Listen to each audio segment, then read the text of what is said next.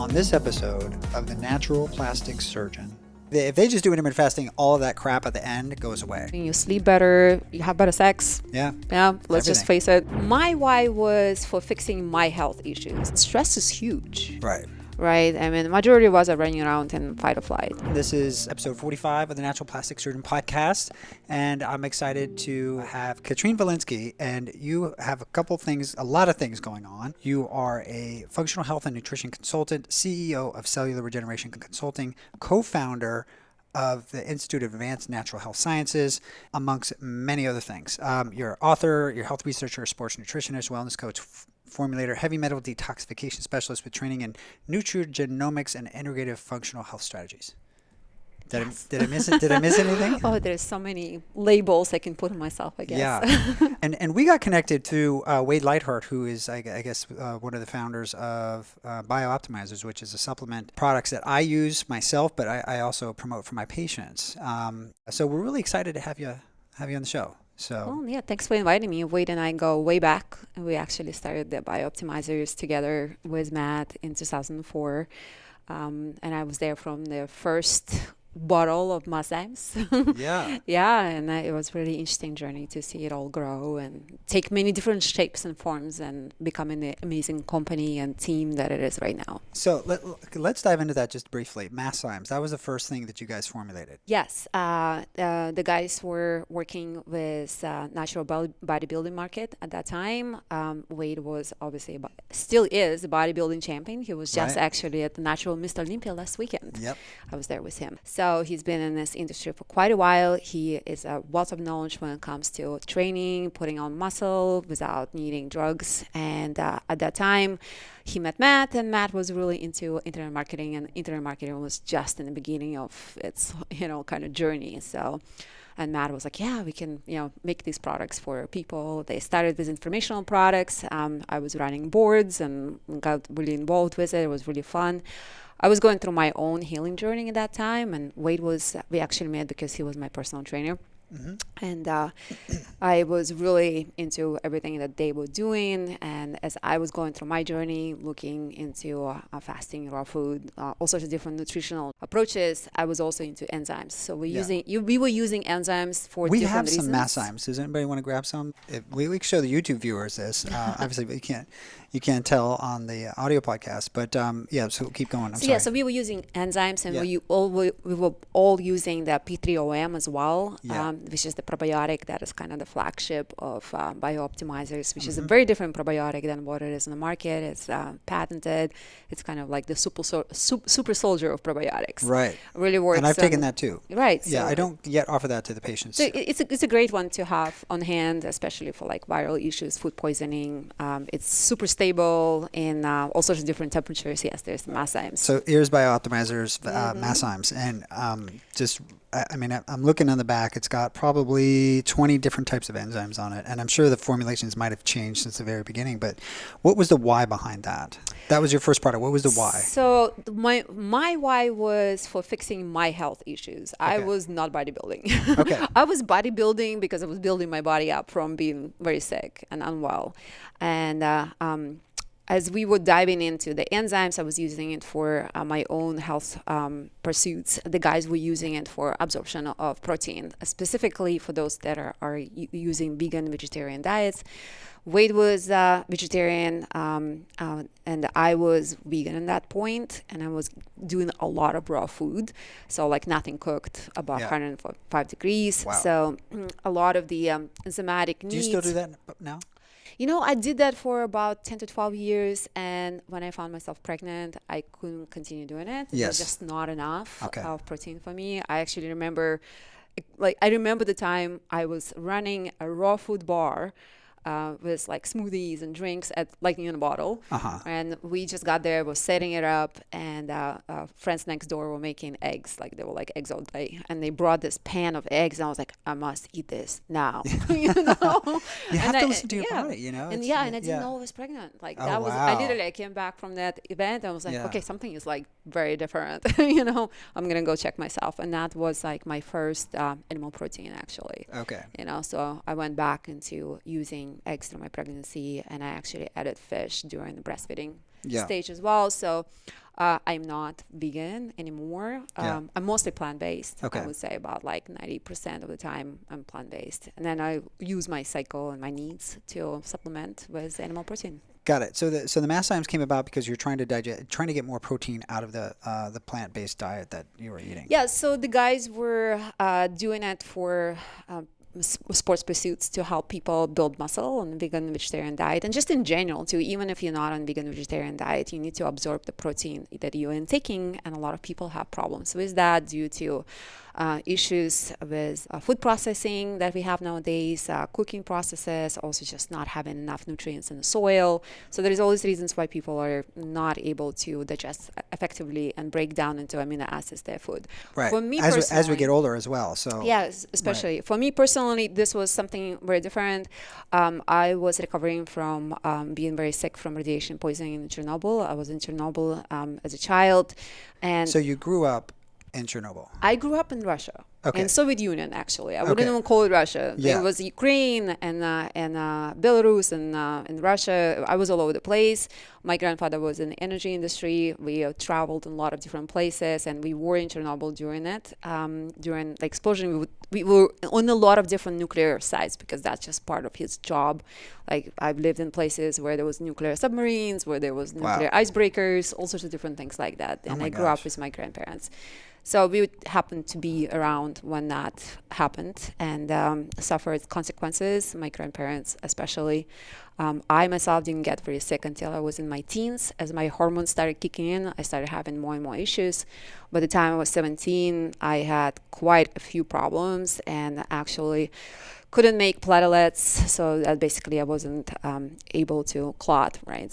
And that was leading to a lot of internal bleeding, hemorrhaging, and got me to a place where I was super sick. And natural kind of approaches that the doctors at that time were trying to work with were not doing it for me. They were really actually conservative. You know, a lot of people go like, oh, Western medicine is bad and things like that. Well, in Russia, they were really trying not to use a lot of medication and hormones with me early because they were worried about what was going to happen later. But I got into a place where I had a very major bleeding, hemorrhaged, full heart stop near that experience. Wow. And that's when I was put on a bunch of medications and hormones and kind of patched up, you know, which stopped the problems that I had, but didn't actually heal me. Okay. So I went on kind of living my normal life, moved to first to England, then to Canada, and was just living like a young adult life. You know, I was doing double major in school. I was working. I was also not taking care of myself as well.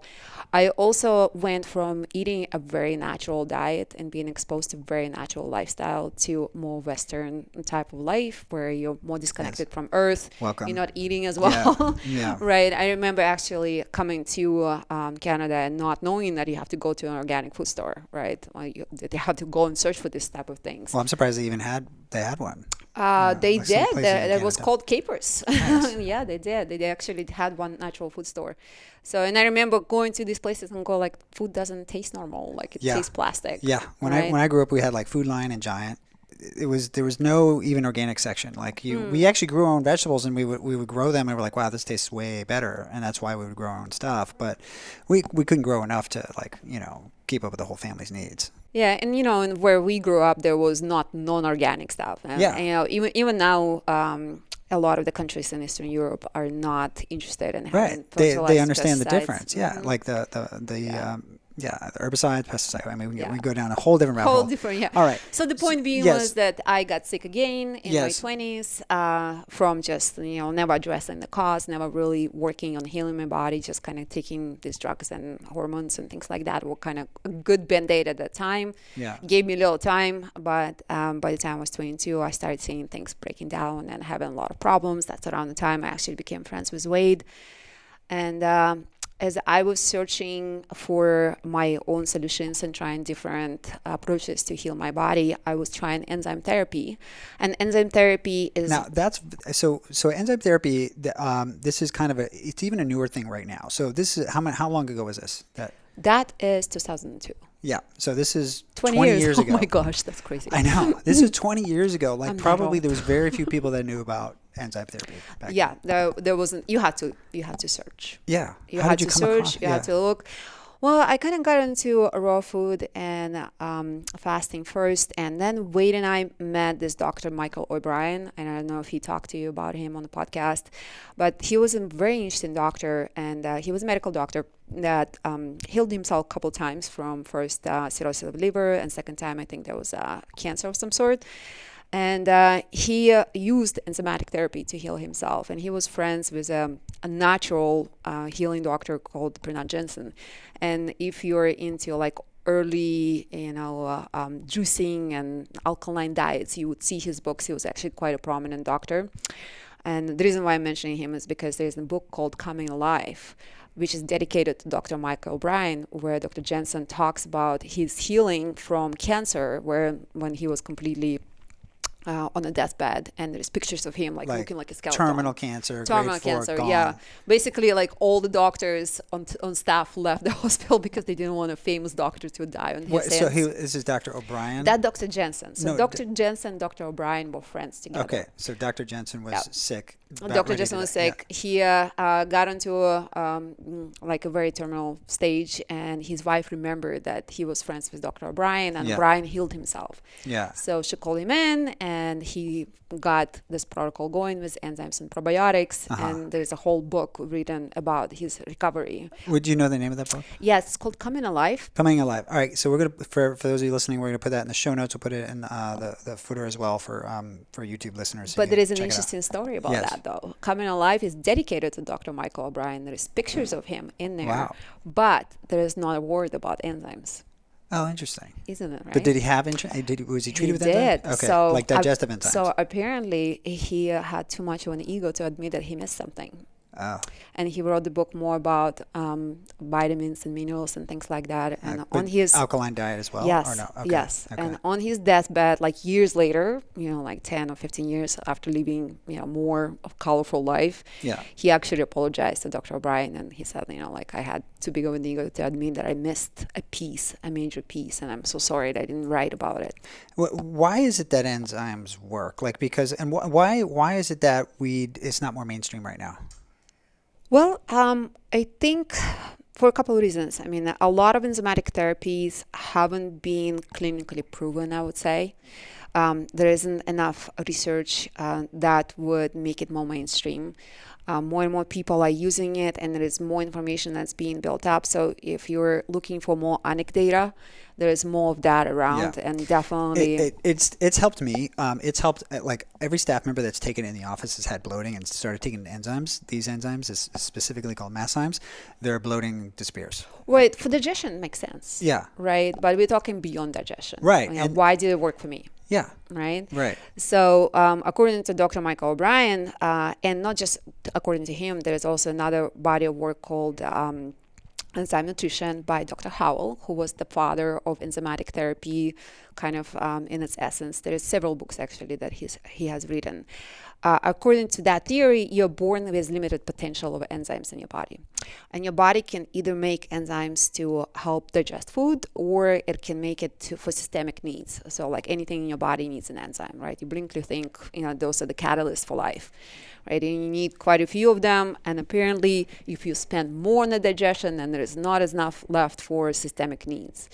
And previously, 100 years ago, we've had more food that had more enzymes and live probiotics in them, like more ferments, more like sourdoughs, like a lot of different ancestral foods that were just naturally really high in enzymes. And also we had food that had more minerals and vitamins in it. So it was much easier to digest, number one. Right. That's a shocking thing, like magnesium. And I know that's another product that Wade Biooptimizers came out with, is depleted in the soil. It's not in the foods that we used to normally have at the same level. So we're actually like chronically depleted of magnesium, and not to mention a million other things. And nobody talks about these things. So Yeah, well, that's the unfortunate agricultural consequences of overusing the same soil and using fertilizers and pesticides, and it's just what has happened over the last 100 years, and just a rapid expansion, of these type of practices that led to soil devastation, I would say. So the platelets were decreasing in your body. Was it autoimmune destruction of your platelets, or It was from radiation exposure. okay? So there was a hit to your stem cells that were producing platelets, Absolutely. and then so in my mind, I understand the enzymes. Like I don't know enough about enzyme therapy. I know how it works for my patients. Like I had a patient who started on it, and it helped bring down her autoimmune reactions in her body. And so like her rheumatoid arthritis got way better. She's like, "Thanks for the great boobs, doc, but my rheumatoid's gone. Thank you so much." And that was actually in combination with the Biome Breakthrough as well. So like the IGY Max and that and so forth. But explain to me how what and then I've talked to Wade briefly about it, but like how does it actually work beyond the digestion aspects, and how did it help you like specifically? And again, this is theoretical, right? Yes. I mean, like, it hasn't been completely proven. I would say there is nobody like tracking and tagging one enzyme trying to see if it will transform into something else.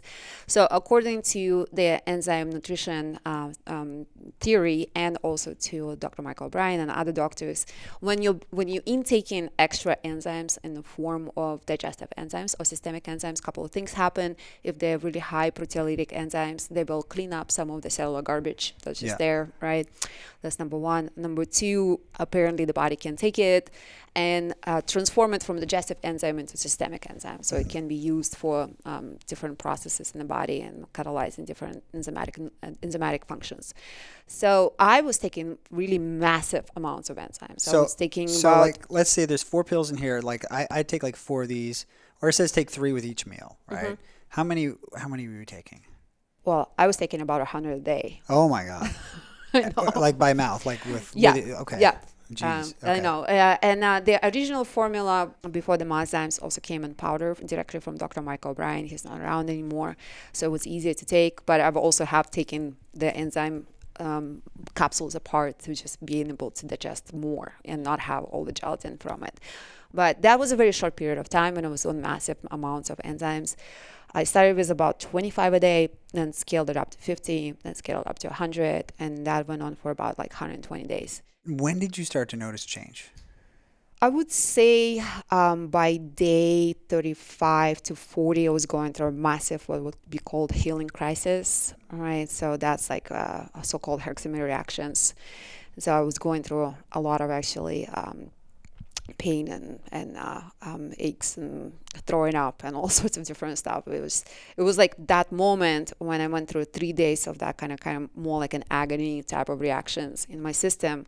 When I came out on the other side, that's when things shifted and things became easier in my body. It just felt a little bit more energy, a little bit easier to move around my day.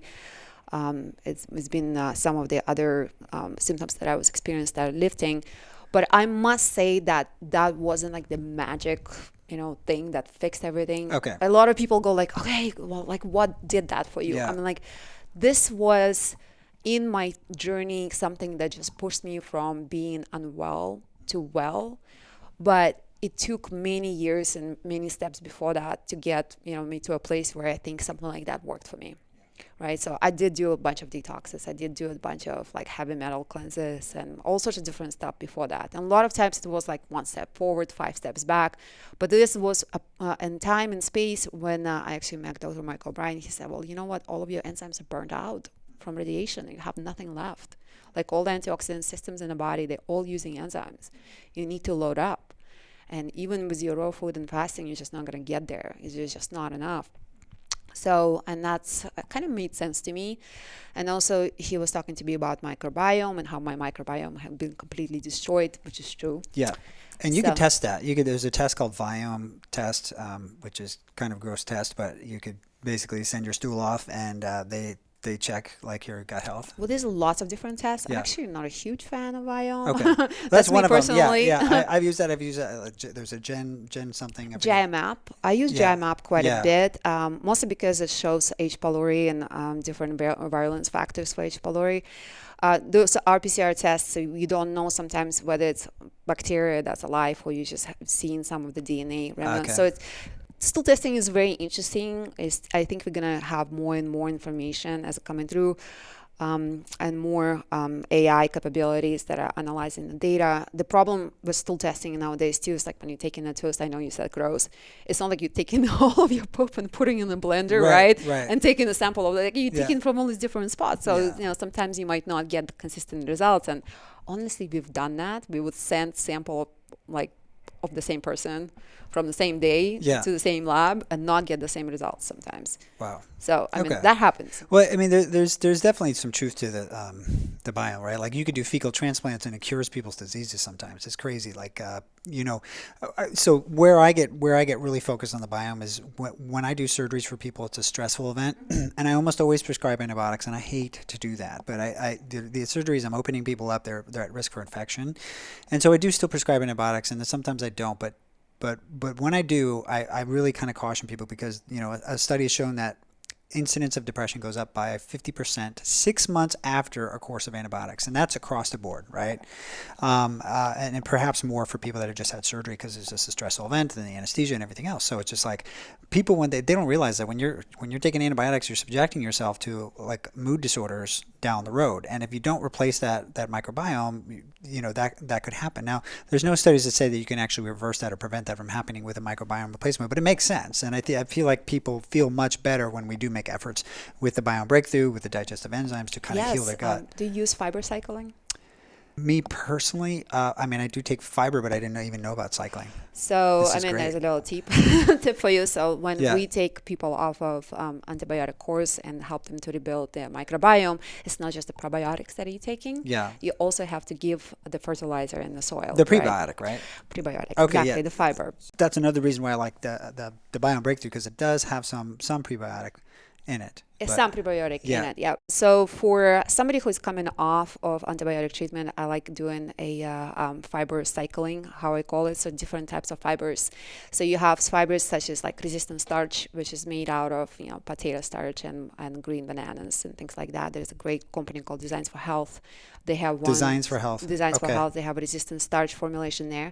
There is a kasha fiber. You can get a kasha fiber, right? Yeah. There's something called sun fiber, which is if somebody has SIBO and a lot of bloating and they have history of that, that's what you want to start them with because it's something that's safe for SIBO patients. It's called PHEG, partially hydrolyzed guar gum. Okay. Then there is also the corn meal starch. There is amazing prebiotic called HMO, human milk oligosaccharides. So that one is amazing because it's something that your milk in mother's milk we actually get. They don't make it out of mother's milk. It's not breast milk. It's synthesized to be just like that. But that one is amazing for somebody, for kids, especially if they've been on antibiotics and if they're not getting breast milk. But it's also great for people with SIBO, histamine issues as well, and it's something that can rapidly rebuild your microbiome. It frustrates me that I have conversations like I'll go in, someone wants to get plastic surgery. I'm an expert in plastic surgery and I can provide it. But then like they're taking Synthroid because their thyroid is burned out from like Hashimoto's and like I'm trying to like help people and some of these things there's people that are very overweight and they're not at their goal for when we can actually do a tummy tuck, for example. So I'm having to do a lot of like health coaching for my patients and I don't mind to do that. But it's just such a like what is going on in a world that like I just recently opened all this stuff I became aware of this stuff maybe 4 or 5 years ago when I started listening. I read David Goggins' book, Can't Hurt Me. And then I was like, okay, let me listen to him on a podcast. And then I heard about Ben Greenfield fitness podcast. And I don't know if you heard of him, but he kind of told me about some things like fasting. Like fasting, that's so stupid. I'm like, your body needs food to heal, right? And then I was like, okay, let me do some research into it. And because I'm a doctor and I have a background in science, and I was like, let me see the double randomized control study. And actually, okay, there actually is for fasting, right? But then there's so many other things that there's no studies on it because there's no profit incentive for someone to go out and study masszymes when these things are a fraction of the price as some of these pharmaceutical interventions.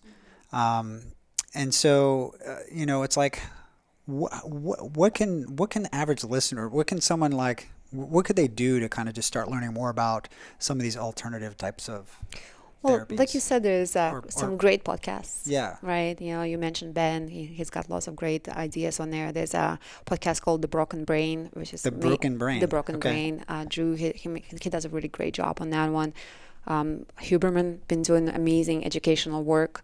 Huberman Lab. I mean, I think that's just such a great education on lots of different levels. These are new ones for me. I didn't even know. Oh my God, Huberman he's Lab, yeah. amazing. Yeah, Okay. he's such a great educator, and really amazing to listen to all sorts of different weird topics that he gets into. There's lots of different ways to educate yourself. I mean, you have to devote your time to it, and the problem is, we haven't been really taught to be CEO of our health. Like, we go through school without learning anything about the body, Right. learning anything about. Well, we don't learn anything about it in the medical school. Like That's right. we had like I went through traditional medical school training, and I'm proud of it. But it is looking back, it is very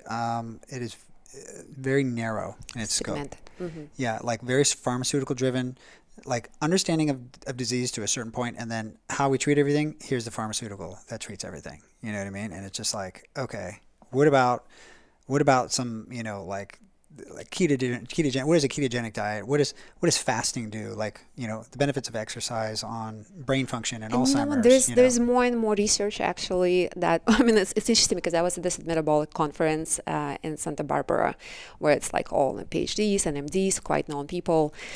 And, they literally, there was I forget his name, there's a doctor from Duke University where he's treating patients with cancer, and they're using actually exercise routines to show that people with cancer, if you put them on specific exercise routines, recurrence goes down.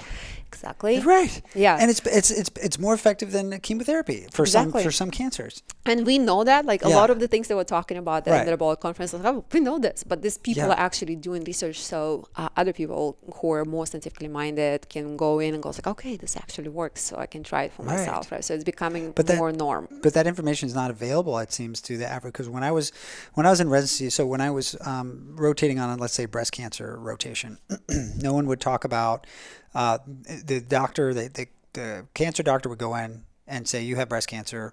Here's the medication that you need to take. Here's the radiation plan. But they would never talk about exercise regimen after that, right? Because exercise will actually reduce your risk of recurrent breast cancer, some types, majority of the types. And that was never brought up. It's just like, why are these lifestyle things or these, non-pharmaceutical things not brought up? Well, I can't tell you that. Okay. I didn't design the system. I know, but it shocks me. And then I get shocking. frustrated because I have colleagues that are doctors trained just like me, and it's like they won't even open their eyes to some of the stuff, like the benefits of fasting, You get trained to think a certain way. It's hard to get out of the box. But these are smart people. I know, but they've been put in a box, and I know. and that's how you see it. It's tunnel Yeah. vision, right? And Yeah. it could happen to the smartest, most amazing researchers and doctors. Just what happens in life. Yeah. And I always say my superpower is integration. I can integrate multiple approaches, right? I can look and see at somebody who is work with somebody who is very tunnel vision, and Yeah. I actually respect that. Right. I mean, it takes a lot of time and energy to go through medical school, through PhD programs, and a lot of these doctors and scientists get very focused on one way, and they see only that way, but you can actually learn a lot from there too. Yeah, But of know course. that there's lots of other ways to integrate, and I think foundational lifestyle pieces need to get taught in school.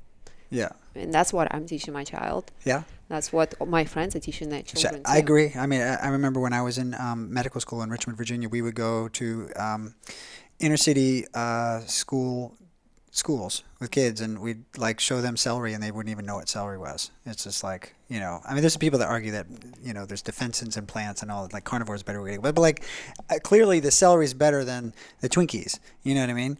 So like, they didn't even understand some of this stuff, and it's just tragic. And they're in school, they're learning stuff. Why aren't they learning about some of these things? What would it take? I mean, how much of a benefit would it be to our society if we actually were able to have a little bit of education on, some of this wellness stuff, some of this health and wellness stuff? Because look at your population is going to be less sick. It's going to be a greater workforce, more tax-paying people. If you want to look at it that way, in terms of greater good for society. What? I must say that COVID has changed certain things. I've known quite a few doctors now who have been disillusioned with the system, and they see that it's not working and they wanted to learn more. I think younger population of functional doctors too that's coming out, they want to think outside of the box too. They're seeing all the new developments. Functional doctors, right? Like but what about all the traditional doctors? Like you ask the average person, majority of people don't go to functional doctor. I think they should, but majority of them go to their what their health insurance tells them to go to, which is the doctor that was like me when I went through medical school, like and training, right?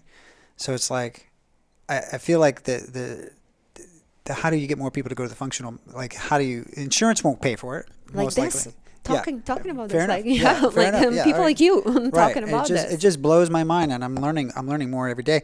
In part because I do plastic surgery, which is definitely it's become more mainstream, but a lot of people don't really like plastic surgery, or they think it's fake, whatever the reason.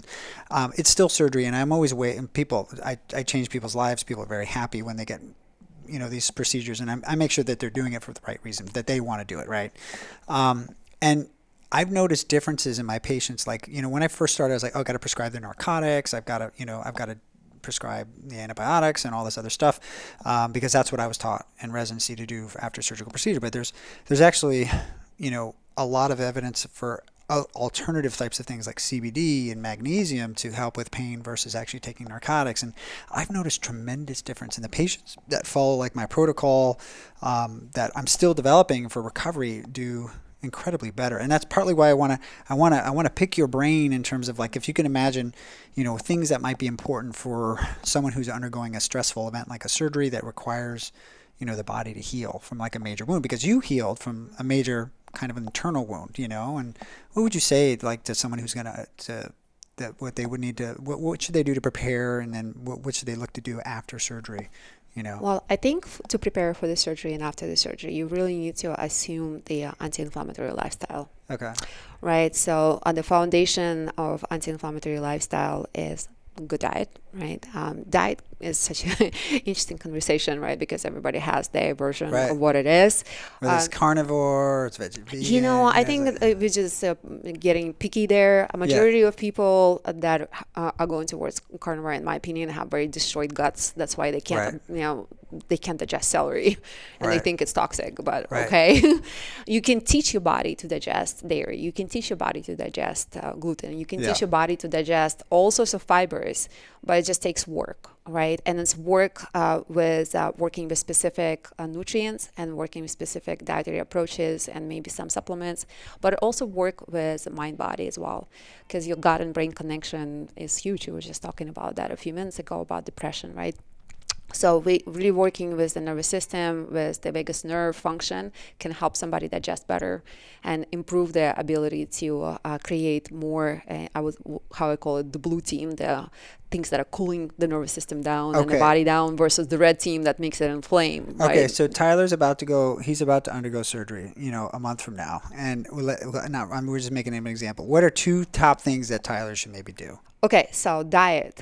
Usually if it's a normal person that is on, let's say, normal diet, I tell them exclude all dairy, just for right now. Okay. Right. Just because we don't know if their gut is leaky. Most likely it is. Right. Like by the way, I had leaky gut, and there's so many people that have it. If you're just eating a regular American diet, I mean, even the people that are eating well sometimes have the leaky gut just because they're stressing out and they're in a bad relationship, or they live in a place they shouldn't be living. Right. Yeah. Or if you, like me, I would chronically take a Advil or Aleve, these NSAIDs, anti-inflammatory pain makers, and it just created a really horrible leaky gut environment. When I had food sensitivities, I had 36 food sensitivities.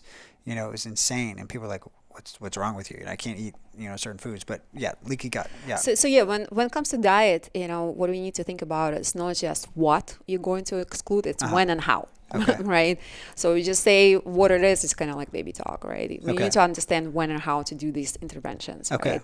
So if you are preparing for an event like this, and let's say this person Tyler, right? He's been eating conventional diet, Twinkies and fast food, right? Yeah. So the few things that I'm gonna get them to get off of is dairy, gluten, corn. Right, because those are inflammatory things. Yes. Soy. Okay. All conventional meat as much as possible. Okay. Right? What about pasture raised? Pasture raised for sure they can go and That's fine. eat it. Okay, okay. But conventional stuff, right? Conventional and farmed fish, right? Okay. And the other thing that I usually will really warn them to lower the inflammatory rate is not to eat seed oils. Yes. Right? So no polyunsaturated fatty acids that are coming from soybean, canola, like vegetable oils that things are getting cooked in. Now, what about olive oil? I love olive oil. Okay. Is that okay? But that's a seed oil, right? Well, it is, but it's not a highly polyunsaturated. It's got monounsaturated fats in it, right? Okay. So it's a different type of oil. Okay. And actually, a little bit of olive oil with the meat or steak actually helps it to be digested better. Okay, got it. But we don't want to do high heat on olive oil. That's again, you don't want to do that for a long time all the time. I'm like, I love the flavor. I'll do it sometimes. Yeah, okay. But I'm not as sticky as long as you don't do the devils, which is like canola and all those type of things. It's crazy. Like you go here in Beverly Hills, I'll go into the kitchen, I'll look in the back, and they're using canola oil. I'm not going to name restaurants, but you go back there and they're pretty much every restaurant will do it, unless it's like super organic and they'll talk about it. We're using ghee, we're using coconut, things like. You have to ask for it. I'd rather eat commercial dairy and ask for butter to cook olive oil that might have a high smoking point than have any type of vegetable oil. Right. I will always ask what they're cooking on. I mean, so diet. I mean, but I don't think people realize this about oils and how bad it is. Potato chips and everything, and it's like, have you ever noticed you eat a meal out, you feel like crap the next day. Even you don't even drink a glass. You don't even drink. You're not even drinking. You feel like crap. Like, why is that versus your home food? Oils. Yeah, most likely. Most of the time, oils. And it's sad because we eat most of our meals inside, in our house versus going out because of that. All right,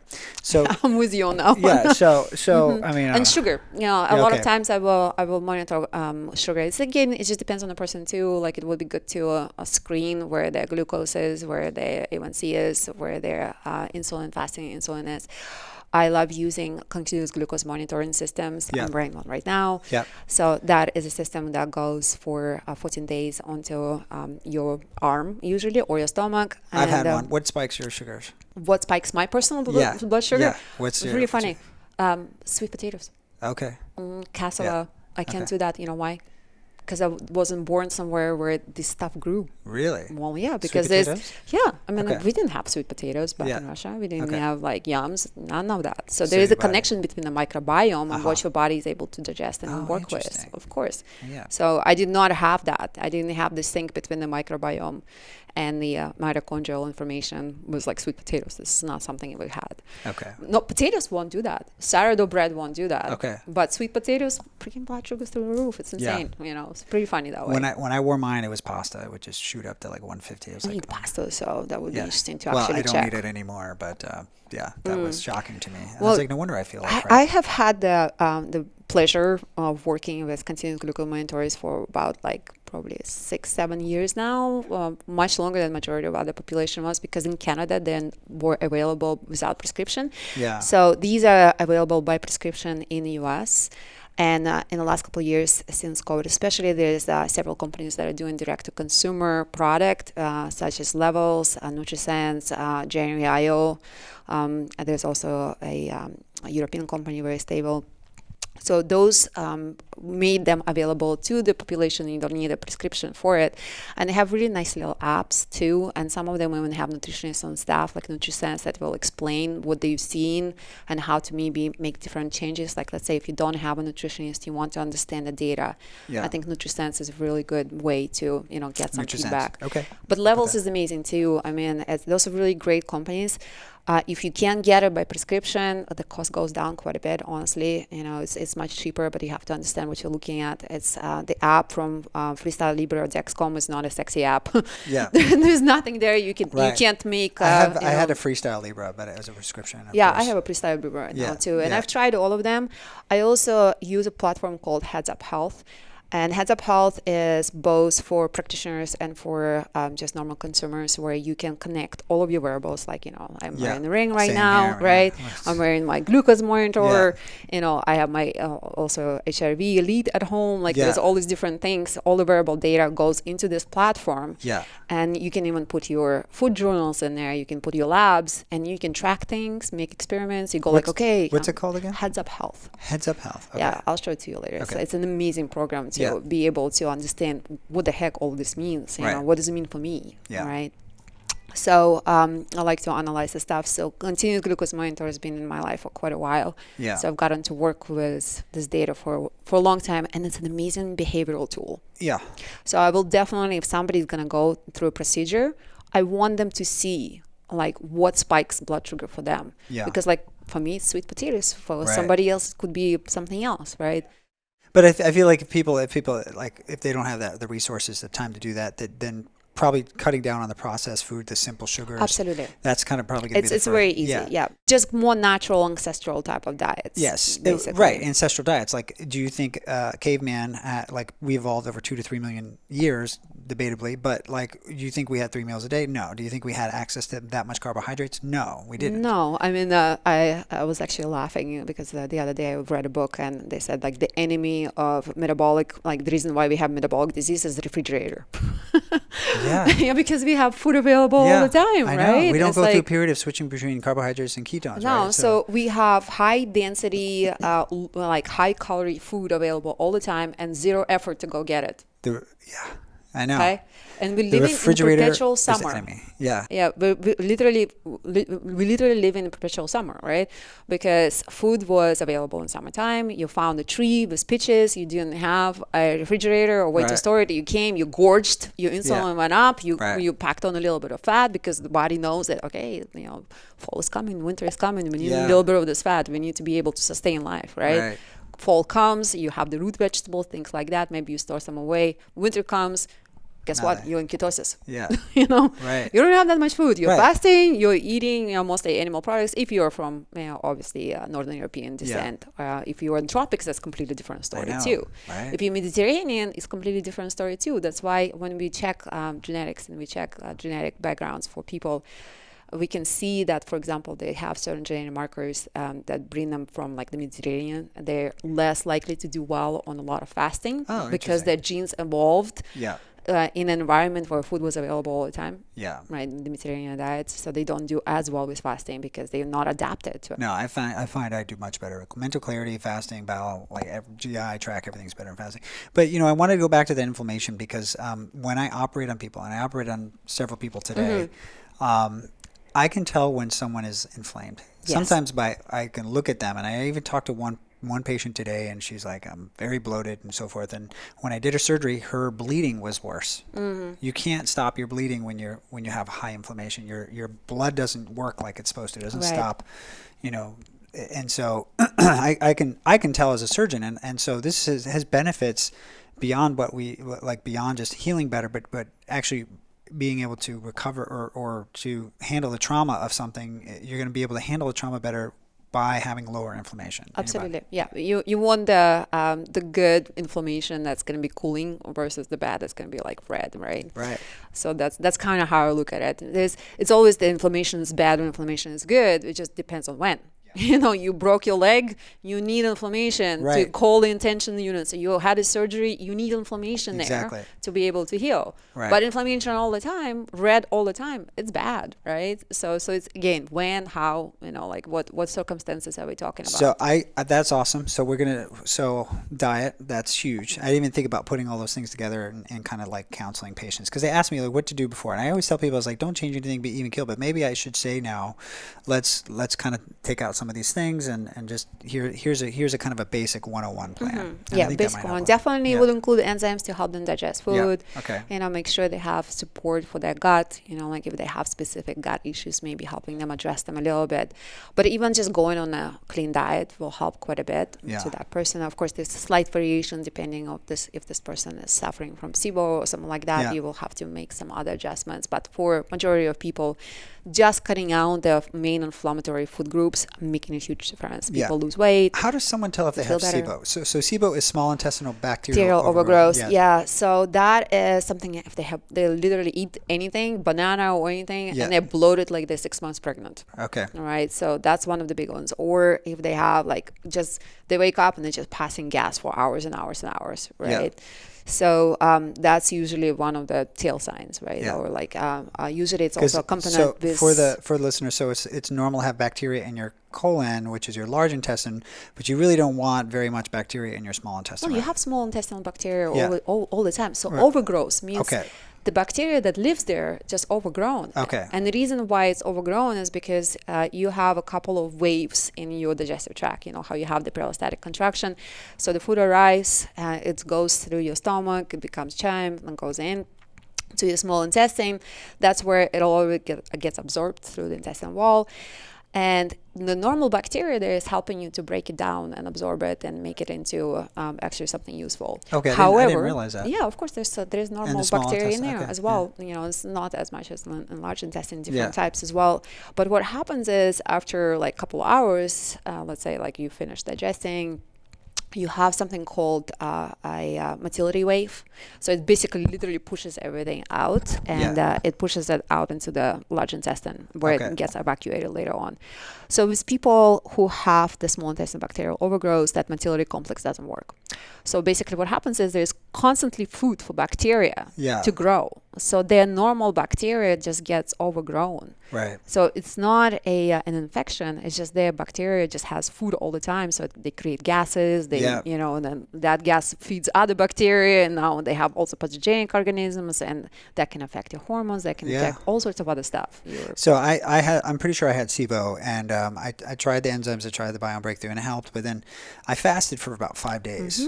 And that just completely got rid of it. Yeah, because you're basically eliminated food. I know. Yeah. It is like, and so I do tell people that. I'm sure there might be other ways to do it, but, you know, your body has been designed to have periods of fasting. And I think, you know, I do know the small intestine kind of turns over its endothelium in about 3 days, right? So if you can go beyond that, you're really kind of clearing things out. Fasting is really great for that, for sure. And there's also some people go into a carnivore diet, right? Yeah. Because what feeds the small bacteria a lot is the fiber. Right. Oh, okay. So there's food, there's FODMAPs, which is the food-specific diet where you're eliminating some of these prebiotic fibers, basically, that are feeding bacteria. Yeah. And the idea is you do that for a short period of time to handle the SIBO, and you help other, like sometimes people use antibiotics, sometimes herbal compounds to help maintain, change the growth, right? Yeah. And that helps them to kind of stop the growth of the bacteria and eliminate SIBO. However, sometimes SIBO doesn't respond to that because there's a damage in nerves, because let's say there was food poisoning or something like that. So that's very difficult cases to handle. There's something called elemental diet, which is basically fasting on these shakes that have a bunch of amino acids for 2 weeks. Again, you're just eliminating any food for this bacteria to grow. I see. Right. So that one is highly effective, but you have to be very careful when you get on it. You want to talk to a professional who understands how to use them, especially if it's a female who is cycling, because that can affect your cycle quite a bit. If your thyroid is low, you might need some thyroid support before you're going to go on an elemental diet. Yeah. Right. So you need to work with somebody who understands SIBO and understands how this works. If someone thinks they have SIBO, what's a resource they can go to, do you think? So there's quite a few resources online. There is Dr. Sebegal. There's I can give you some links to that. Okay, we'll put it in the show notes for everybody. Yeah, there's quite a bit of information about it nowadays. Dr. Russo Institute, he has amazing stuff. How do you spell that? Ruscio, I think. Ruscio. Okay. Yeah, I might be not doing justice, No but we'll give you the links to that. He actually has his own elemental shakes, and I actually prefer them to the original formula. Okay. Because the original formula just was too sweet and can get like candida going, crazy, right? Great. So you eliminate one thing, and then all of a sudden there's space, for something else. Right? Yeah. So he has other formulas, and he has like more keto, different types of formulas in there, and I actually prefer his shakes to all the other ones that I've seen on the market. You can make even your own, but his, I think, the best that I've seen so far. Okay. Now, all right. So we talked about the one thing. What's the second thing that someone who's about to undergo a major thing would you say? Sleep and stress management. Awesome. Sleep is huge. Yeah. Sleep is the new meditation, how we call it, right? So sleep is such an interesting thing. Of course, it's different for every person, and we are still learning a lot about different sleep stages and what that means and how to work with them. But a few things. Number one, you want to prioritize sleep. A lot of people don't sleep enough. Right. The other thing, you want to have good conditions for your sleep. The body likes colder temperatures for sleep, so like turn the thermostat down to like 60s. There's amazing devices such as Chili Pad or 8 Sleep, right?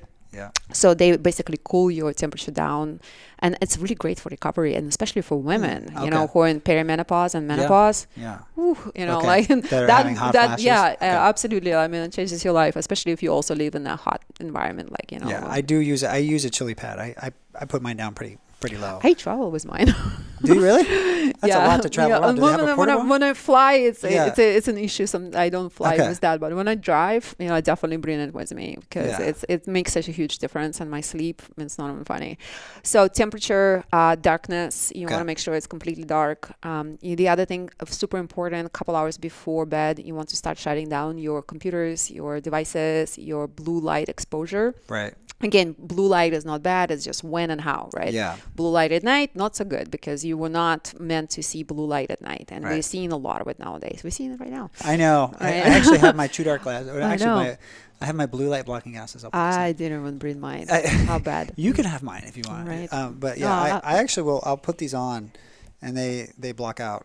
I mean, they're not. You can get all kinds of brands. There's True Dark. There's There's cheap ones even online on for Amazon. like, I got these on Amazon, exactly, and they're like $25. $35. I know, right? So if you are in a situation where you have a lot of, you have to do some screen time before bed. Some people have to, or they're different time zones or whatever. These things are great. I notice a difference in my sleep when I wear these. Huge, yeah. Yeah, if I have to be on a screen. There's actually settings on your iPhone and on your computer where you can turn down the color as well and turn the red as well. So there's lots of ways to do that. But I do recommend to people to basically shut it down at least an hour before. Sleep hygiene. Not just for blue light, also for not getting your nervous system all jacked up. No, like, have you been on TikTok?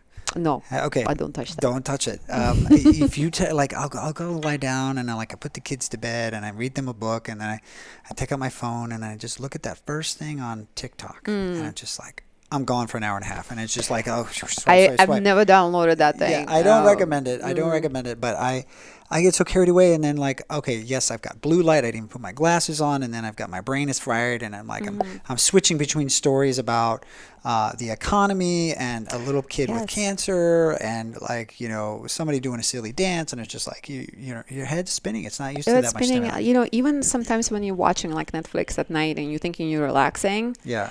If you're watching things where people getting murdered and all that, like your nervous system thinks that, you know, it's being chased by lions. It takes that in. I know. Right? And we can actually see it. Yeah, I stopped watching like bad stuff at nighttime. I stopped watching TV at nighttime, to be honest with you. Yeah, we don't even have TV in the house. So, but yes, it's definitely like one of the things that just stop it. Just put it away. Don't even bring it into your bedroom. Like keep it outside. Yeah. Put it away. Get a book. Right. Learn some breath work. Yeah. You know, do some yoga nidra. Gosh. You know, hang out with your partner. Talk to somebody. Right. For Christ's sake. You know, don't just stare at the device. Yeah. Do some journaling. Gratitude journaling. It's just amazing. It resets your whole nervous system if you do some of that.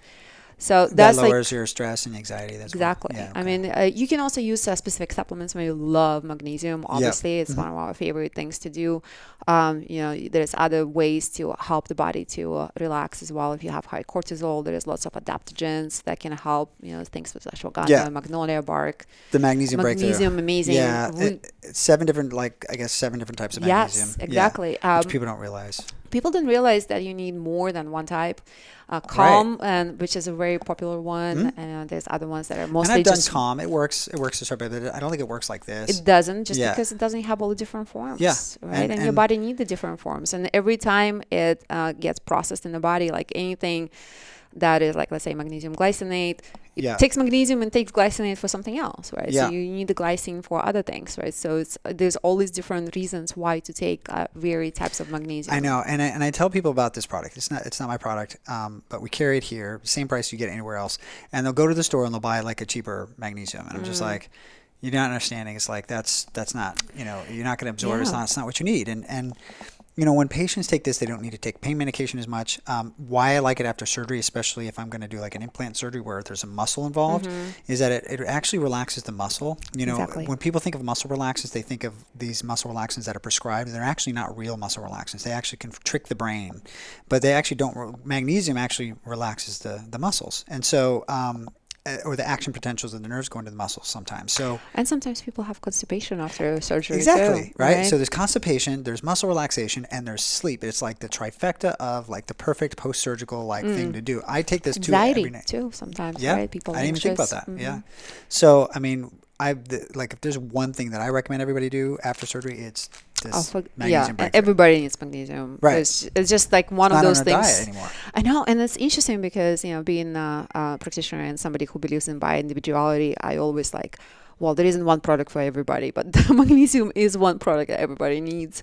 Just literally across the board. I haven't met somebody, unless you have an allergy to magnesium, which is super weird. It has happened once. That I've met somebody who was like literally allergic to taking magnesium. Like she could do it topically, just not internally, something to do with her digestive tract. But that's so rare. Like it's almost like non-existent. But majority of people will really do well with magnesium and just a good mineral supplement in general. Like I like anything with fulvic acid in it. It just has all these other micronutrients in there that will help the body process trauma as well, and connectivity between the cells improves when you have some of those micronutrients that are coming from different minerals. Yeah. So going back to like the foundations, you want to handle diet, you want to handle stress and sleep, and stress is huge. Right. Right. I mean, the majority of us are running around in fight or flight. Right. It's just like literally lions chasing you 24/7. Right. Whether it's lions in your head or lions on the TV, you know. Exactly. We have gotten really good at not relaxing. And with modern world, with your phone being on you all the time and you being reachable all the time, like that's the first thing people reach for in the morning. I know. That's my phone. Who's gonna call me? Did you do that when your phone was on a long cord? Right. You didn't, right? Nobody could get a hold of you, right? So you had a little bit more space. There isn't as much space anymore. You really need those breaks from technology to give your body and mind a little bit of rest, right? Rest and digest. And a lot of us are just so stuck in fight or flight that it takes a little of time to rewire. This is where the breath comes in. Yeah. Right. And, it's amazing what a little bit of breath work can do, and there's lots of different apps nowadays. Again, Huberman has really great resources for yoga nidra.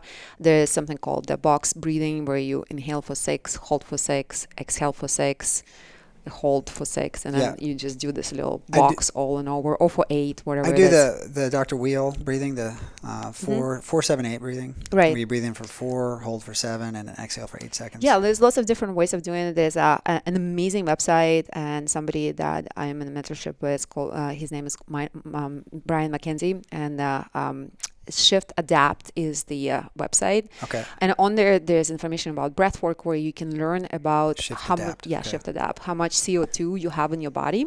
Mm-hmm. Right. And you can basically inhale, exhale slowly for 3 times, and then you time yourself.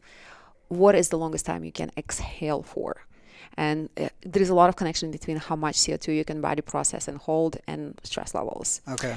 So, and based on how much CO2, how long that period of time is, they have recommended breath work in there. You can plug in the number and they'll give you breath work that's recommended for that. And it works amazing. Holding on to CO2 is good, or how much CO2 tolerance you have. Okay. Is it better to have more CO2 tolerance? Oh, yeah. Okay. Yeah. Diving in a rabbit hole, but I just want to touch on it briefly because it's it's about nasal breathing, and a lot of people feel like they're out of breath. Like I tape my mouth shut at night, so I force myself to breathe through my nose. Going back to sleep, yeah. Yeah, Mm-hmm. and so there's a lot of benefits to nasal breathing, but it's interesting. The CO2, when you have more CO2 in your blood, it actually helps release the oxygen better. Yes. So there's a connection between CO2 and cortisol, and how much your body perceives stress. Sometimes I'll use that technique if I'm like halfway through the day. Like I know what my number is in the morning, and then I'll halfway through the day I was like, okay, like I'm stressing out, I'm like running around. Okay, let me time myself. I'm like, okay, I'm half of my usual time. Yeah. So I need to stop. Yeah. I need to stop and I need to breathe. Right. And if anytime you're seeing yourself just running high, or you're too reactive, you're definitely stressed. Taking like 10 minutes to go outside, or not even outside, you can be inside, and do some kind of breath work can really rewire you. One of my favorite breath works is actually getting a balloon, like a normal balloon, right? And it doesn't require you being either on the floor or against the wall, because you want to feel the expansion of your rib cage, and blowing the balloon up. And when you blow the balloon up, you inhale through the nose and exhale through the mouth, and you don't pinch in between, so you don't inhale through the mouth, right? So you keep blowing up the balloon, and you expand your rib cage and you feel the wall behind you of the floor. Then you release as when the balloon is full. So full breath, like diaphragm and chest breathing. Okay. Yeah, and but you inhale through the nose, exhale through the mouth. It trains in you to do that, right? And I'll do the balloon 3 to 5 to 6 times, like the full balloon, right? And it completely reverses you from being in sympathetic to parasympathetic state. Well, I'm going to use that trick it's so tonight great. when I get home. Yes. But all right, so we only have a few minutes left, and I want to kind of touch on, that was great information about what patients should do. I want to kind of touch on what's kind of the latest stuff that's coming out right now that you think is like the big game changer in terms of wellness, health, maybe recovery. Oh my goodness, there's so many. I know. So I mean, there's the foundational things that you really have to focus on. I know. You know, before you do all the toys. I know, and so that's the thing is like, you know, if this country or this world just did the top like 3 things, right? You know, it was like, you know, the couple diet, things you mentioned, sleep, stress management, and exercise. Right, it would be infinitely better, and of course we dive into blood glucose monitors and like Oura rings and like geek out over stuff. But is there anything like kind of new and that's kind of like changing the paradigm of health and wellness? What do you think? I think there's a lot of things that are changing the paradigm of health and wellness. You know, like the peptide world is really blowing up. Yeah. And in the US, I mean, I'm somebody that's been using peptides for quite a while, and bioregulators is something that's really normal in Russia. Yeah. And I've used bioregulators even when I was 17 and 18. They're becoming more popular, and I was just at a recent conference that was 150 doctors last year. This year was about 500, right? And then it's just growing exponentially. More and more people understanding that these little functional proteins can really help people heal. You know, in your line of work, you know, things like BPC 157, TB 500. The copper peptides really help you heal faster. Right. And so that's something that we might have to talk about a little bit offline is kind of a protocol maybe for post-surgery. Because right now we do some basic vitamin stuff, and I've been experimenting a little with NAD and so forth. And NAD is huge too. I know. I love NAD. NAD has changed my world recently because I think I had long COVID and we talked about that. Yeah, already. I did too. Yeah. That's actually changed my life cleared too. it up. And I actually did some exosomes recently too, which was kind of new, and I'm experimenting with so those biologicals are, you know, I think they're changing how fast you can recover. You still should do the groundwork, you know, and you 100%. Also have to work with senescence, right? Just senescent cells are like the zombie cells. They're there, but they're inflammatory, and they're sending signals to other cells and making them inflammatory, and they increase with age. So there's a lot of information nowadays coming up with some specific strategies to clean up senescence, which is fasting is one of them. Yeah. But you can also supercharge your fast with things like quercetin, with things like spermidine. There's a specific senolytics basically that are available that can help you do that, and that can also help you prepare for the surgery too, because it lowers your inflammation. And even just doing some intermediate fasting and well, it's funny, that's the one thing I always tell people if they want to lose weight. Like if I have to narrow it down to one thing, I just tell people just start to do intermittent fasting, and it works 100% of the time if people do it. Yeah, and I think they'll lose some weight. They'll lose some weight. They'll lose some weight for sure, because it becomes like a caloric restriction, right? Because a lot of people will binge at night, and you know, things like that. I think there is some caloric restriction, but even if you didn't, right? You know, there's people that have proven that if you like some people, if you just eat the right food in a certain time of the day, you can eat 6,000 calories and you're not going to gain weight. You know, for some people. But for some people, it's a function of microbiome, metabolics. There, how much? Again, it's what, when, how, right? It's not just what. I know. Right. So you have to take it into consideration. There's a lot of conversation about fasting for women and intermediate fasting for women, and we can go into a whole rabbit hole on that based on the cycle. It differs from men. Very much. Men are so safe with doing whatever 6-hour eating feeding window, 8. Women sometimes, I mean, depending where they at in their cycle, if they're perimenopausal or menopausal, you might have some other variations. There's some really great resources for menopausal women. Yeah, I mean, fasting. But I get people that are eating their dinner. They're finishing at 8 o'clock, and then at 10 o'clock they're having ice cream, and then like 11 o'clock they're having some chips. Refrigerator. I know, and I'm just like, if they just do intermittent fasting, all of that crap at the end goes away, right? It does. Yeah, you stop, and you'll lose weight just from that. That, and you feel so much better. You feel clear. You don't need the coffee to get you going. You sleep better. Yeah. You have better sex. Yeah. Yeah. Let's just face it. You know, that's the thing too. It's you have better function in your life in general. You lift better weights, you go faster. It's just what happens when we cut down on unnecessary eating, like you going from like being in perpetual summer to like introducing some winter. Right. How it used to be when before the refrigeration, things like that. So it definitely is an easy hack, and a lot of times it comes naturally. The one thing that I usually recommend to people is like when you start into intermittent fast, do it the window that works for you. If it has to be a little later eating, less feeding, let's say 6 or 7, fine. But as you go along the journey, you want to finish your dinner early and earlier, and preferably like 2-3 hours before your last meal and before you go to sleep. Yeah, so later dinners are worse than earlier breakfasts. Yeah, all of the research is showing that if you shift your intermittent fasting window to an earlier time of the day, you get better results for everything. I know. It's tough when you have like a combined, family meal. Yeah, so. But it great. is.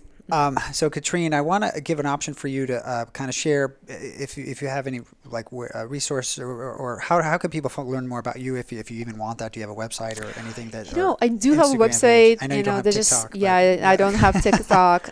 It's just my name, KatrineVolynsky.com. I mean, there isn't a lot of information on there just because I'm actually super busy doing other things. I know. I don't put out a lot of like online whatever. stuff. Yeah. Okay. I mean, I do post things on Instagram time to time, but I'm definitely not much for social media. There's podcasts, there's books. There is a lot of information on BioOptimizer's channel. Yeah. So they post videos. We have a bunch of recipes that we are sharing that are healthy there. Yeah. Yeah. We have books as well that's been written by me and Wade and like other people in the industry. So that's the best way to do it. To find out more. All right, Katrine. Well, thank you so much, and You're thanks for welcome. being on the show. I wish we could have more time, but Maybe another time. I know exactly. We'll have to do a second episode together. Okay. All right. Thank you.